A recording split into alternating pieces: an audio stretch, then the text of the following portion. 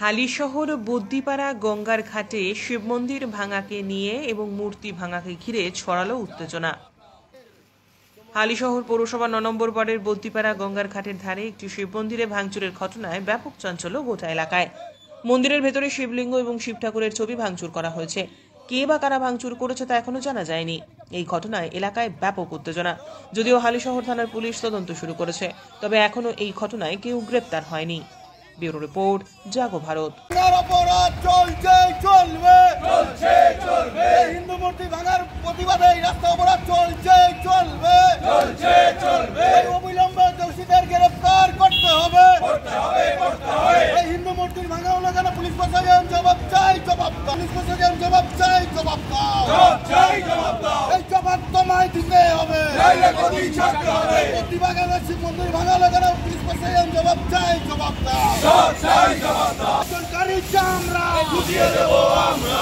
হিন্দু ভাই জবাব দাও। জবাব তোমায় দিতেই হবে। নইলে গদি ছাড়তে হবে। জবাব তোমায় দিতেই হবে। নইলে গদি ছাড়তে হবে। জবাব তোমায় দিতেই হবে। বুঝিয়ে দেব আমরা। বুঝিয়ে দেব আমরা। বুঝিয়ে দেব আমরা। হিন্দু ভাই হিন্দু ভাই চলবে। আমরা অবরোধ করবো। হিন্দুদের মন্দির ভাঙা হচ্ছে কেন? দিকে দিকে পুলিশ প্রশাসন জবাব চাই, জবাব দাও। হিন্দুদের উপর নির্যাতন হচ্ছে কেন? পুলিশ প্রশাসন জবাব চাই, জবাব দাও। দিকে দিকে হিন্দুদের মন্দির ভাঙা হচ্ছে কেন? পুলিশ প্রশাসন জবাব চাই, জবাব দাও। হিন্দুদের মন্দির কারা ভাঙলো? পুলিশ প্রশাসন জবাব চাই, জবাব দাও। বাদাঘাটে হিন্দুর মন্দির কারা ভাঙলো? পুলিশ প্রশাসন জবাব চাই, জবাব দাও। বাদাঘাটে শিবলিঙ্গ কারা ভাঙলো? পুলিশ প্রশাসন জবাব চাই, জবাব দাও। জবাব চাই, জবাব দাও। প্রশাসন যারা সামলাচ্ছে তাদের জবাব দিতেই হবে। জবাব তোমায় দিতেই হবে। হিন্দুর মন্দির কারা ভাঙলো? জবাব চাই, জবাব দাও। কোন জিহাদি শক্তি হিন্দুদের মাতা কি? জয় শ্রীরাম। হিন্দু রাজপথে জিহাদি হুঁশিয়ার। হিন্দু রাজপথে জিহাদি হুঁশিয়ার। হিন্দুরা রাজপথে জিহাদিরা হুঁশিয়ার। দিকে দিকে হিন্দুদের উপর অত্যাচার হচ্ছে কেন? জবাব চাই, জবাব দাও। দিকে দিকে হিন্দুদের মন্দিরগুলো ভাঙা হচ্ছে কেন? জবাব চাই, জবাব দাও। চলবে। আমাদের এই অবরোধ চলবে। দিকে দিকে হিন্দুদের মন্দির ভাঙা হচ্ছে কেন? পুলিশ প্রশাসন প্রশাসন জবাব চাই, জবাব দাও। শাসক দলের কাছে জবাব চাইছি, জবাব চাই, জবাব দাও।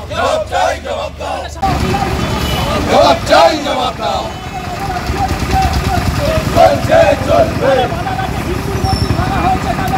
প্রশাসন জবাব চাই, জবাব দাও। জবাব তোমায় দিতেই হবে। আমাদের অবরোধ চলবে। আমাদের এই অবরোধ চলবে। হিন্দুর মন্দির জায়গায় ভাঙা হচ্ছে কেন? পুলিশ প্রশাসন জবাব চাই, জবাব দাও।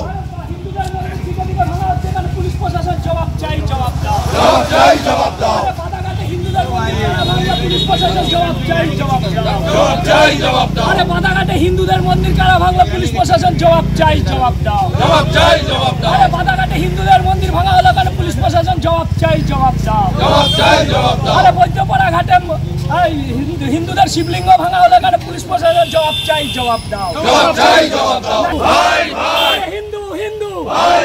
দিকে দিকে হিন্দুর মন্দির ভাঙা হচ্ছে কেন? জবাব চাই, জবাব দাও। দিকে দিকে হিন্দুর মন্দির ভাঙা হচ্ছে কেন? জিহাদিদের প্রশ্রয় দেওয়া হচ্ছে কেন? পুলিশ প্রশাসন জবাব চাই, জবাব দাও। মৌলবাদী মুসলমানদের প্রশ্রয় দেওয়া হচ্ছে কেন? পুলিশ প্রশাসন জবাব চাই, জবাব দাও। কারা হিন্দুদের মন্দির ভাঙলো? জবাব তোমায় দিতেই হবে। নইলে গদি ছাড়তে হবে। দিতেই হবে।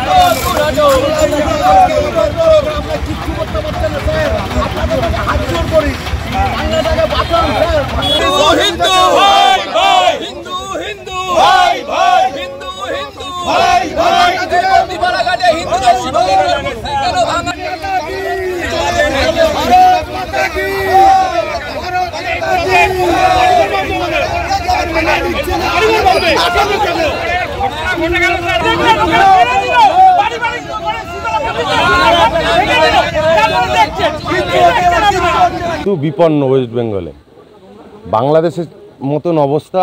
আগামী দিন যদি হিন্দুরা এখনো না জাগে, আজকে মন্দির ভেঙেছে, কালকে কারোর বাড়ি ভাঙবে, বাড়ির মন্দির ভাঙবে। হিন্দুদের কোনো চেতনা নেই। আমি বলছি, আপনি এইখানকার যত হিন্দু আছে তাদেরকে বলুন যে সবাই এক জায়গায়, এখানে তো কোনো পলিটিক্স না সিপিএম, না কংগ্রেস, না বিজেপি, না তৃণমূল। হিন্দু যারা সবাই তো হিন্দু। এখানে পলিটিক্সের ঊর্ধ্বে উঠে হিন্দুরা যদি জাগ্রত না হয়, মানে ভয়ানক অবস্থা। আপনাকে আমি বলছি, কাশ্মীরের থেকে, মণিপুরের থেকে ওয়েস্ট বেঙ্গলের অবস্থা খারাপ। আপনারা যারা সাংবাদিকতা করেন তারা আপনারা খুব ভালো জানেন, আপনারা হয়তো প্রকাশ করেন না, কিন্তু আপনারা খুব ভালো জানেন যে কাশ্মীর, মণিপুরের চেয়ে ওয়েস্ট বেঙ্গলের অবস্থা খারাপ। কি হয়েছে ঘটনাটা এখানে?